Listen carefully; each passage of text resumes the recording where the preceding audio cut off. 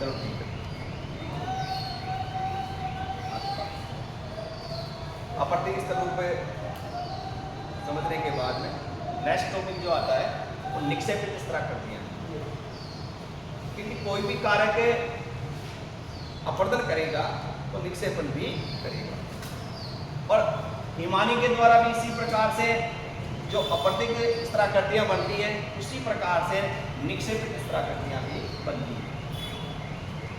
वैसे वर्तमान में यदि हम देखें तो अब जैसे एग्जाम्स जो हो रही हैं उनमें लगभग हिमानी से एक क्वेश्चन जरूर आ रहा है, और वो अपर्दन से हो या निक्षेपण से हो। निक्षेपण स्तराकृतियों में हिमानी के द्वारा जो निक्षेपित होते हैं उनमें सबसे महत्वपूर्ण होते हैं हिमोड। हिमोड किसे कहते हैं? हिमोड हिमानी के द्वारा मिट्टी, कंकर, पत्थर, बजरी, रेत जिनका अपर्दन हुआ था उन सभी पदार्थों को हिमोड कहते हैं। हिमोड का डेफिनेशन जब पर्वतीय क्षेत्रों में या महाद्वीप के क्षेत्रों में हिमानी वहां से खिसकती है तो चट्टानों का अपर्दन करती है और उनसे जो कंकर, पत्थर, मिट्टी, रेत, बजरी ये सभी पदार्थ हिमानी के साथ निक्षेपित हो जाते हैं, खिसकते हैं। तो कोई किनारों पर, कोई पीछे, कोई बीच में, इस प्रकार से निक्षेपण की क्रिया भी साथ सकती है और इन सबको हिमोड कहते हैं। इस प्रकार से एक हिमानी के द्वारा 4 स्थानों पर निक्षेपण होगा। तो 4 प्रकार के हिमोड हो गए: पार्श्विक हिमोड, तटस्थ हिमोड, मध्यस्थ हिमोड, अंतस्थ हिमोड। ये चारों 4 स्थानों के नाम। एक पार्श्विक कहते हैं जो किनारों पर होते हैं। पार्श्विक कहते हैं जैसे ये हिमानी के किनारे हो गए, ये राइट हैंड, ये लेफ्ट हैंड हो गया।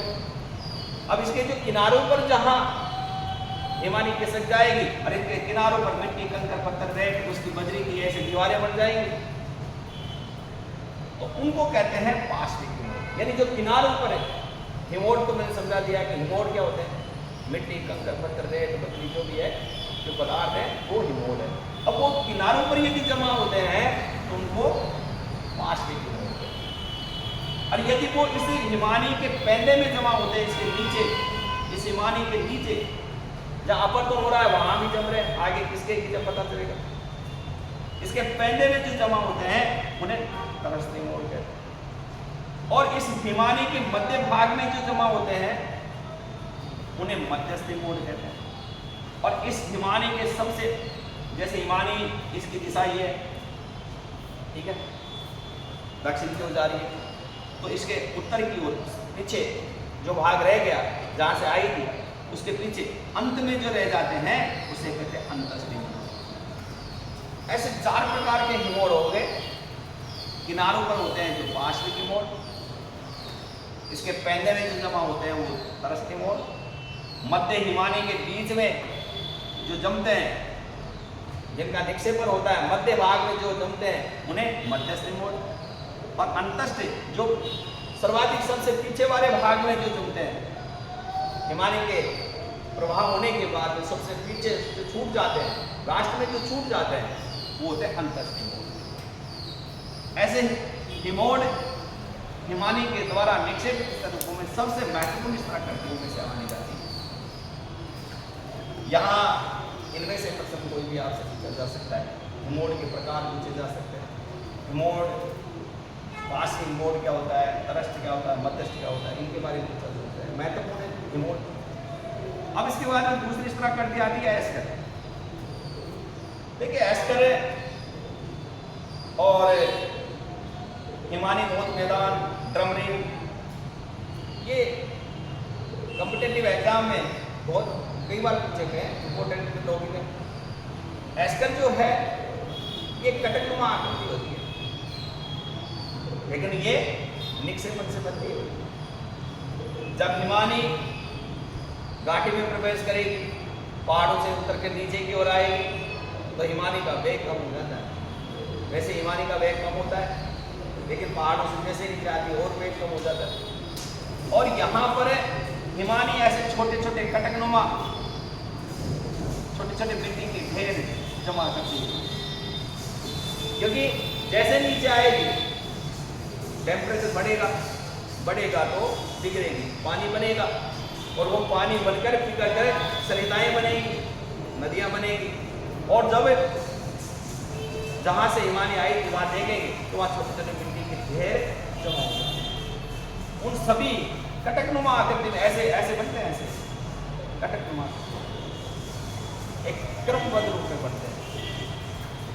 जैसे ही हिमानी धोध मैदान आते हैं उनमें इस प्रकार कटकनुमा जो आकृति पाई जाती है उसे ऐस करते हैं।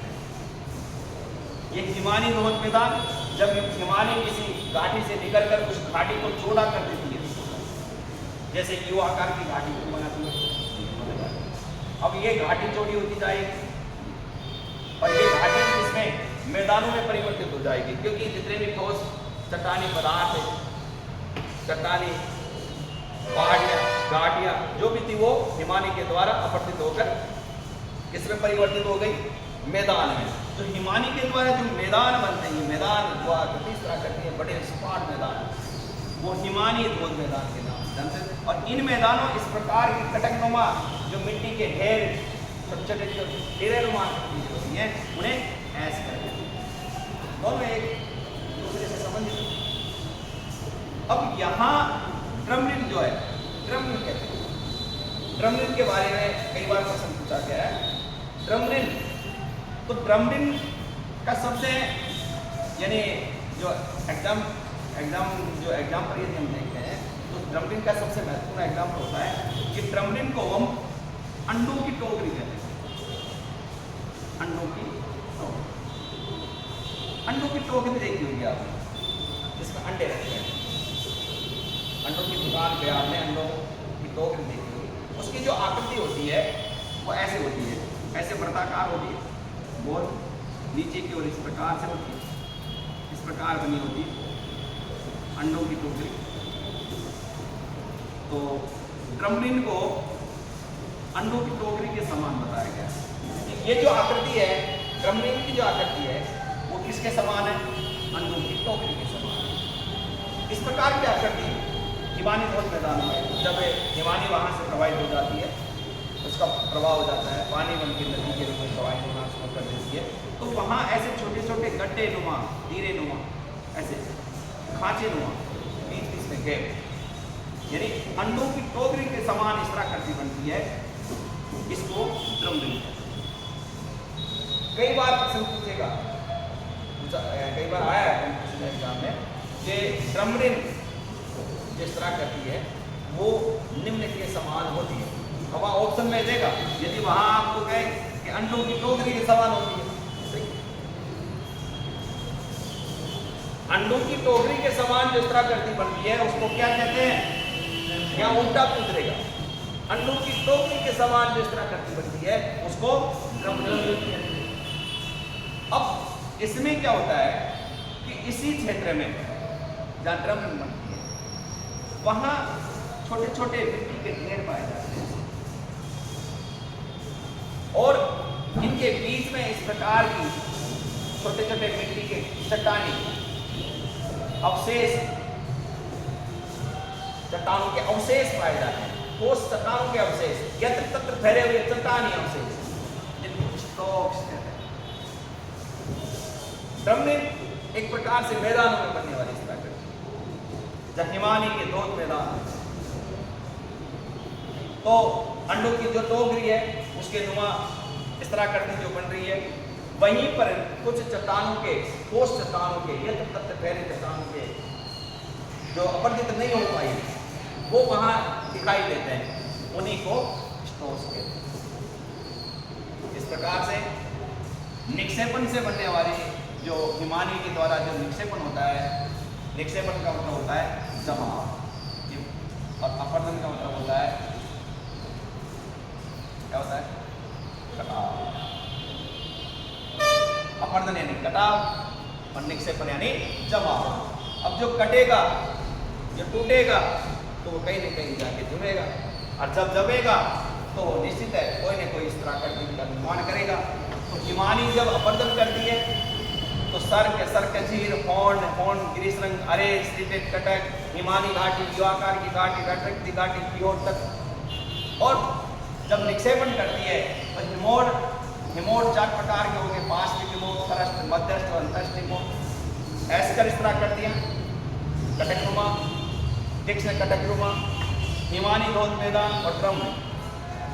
ये सब हिमानी के द्वारा निक्षेप इस तरह करते हैं और इनसे यानी कॉम्पिटेटिव एग्जाम में सभी से सारे इम्पोर्टेंट हैं, इनमें से कोई भी प्रश्न आपसे पूछा जा सकता है। ठीक है, नेक्स्ट होगी बात।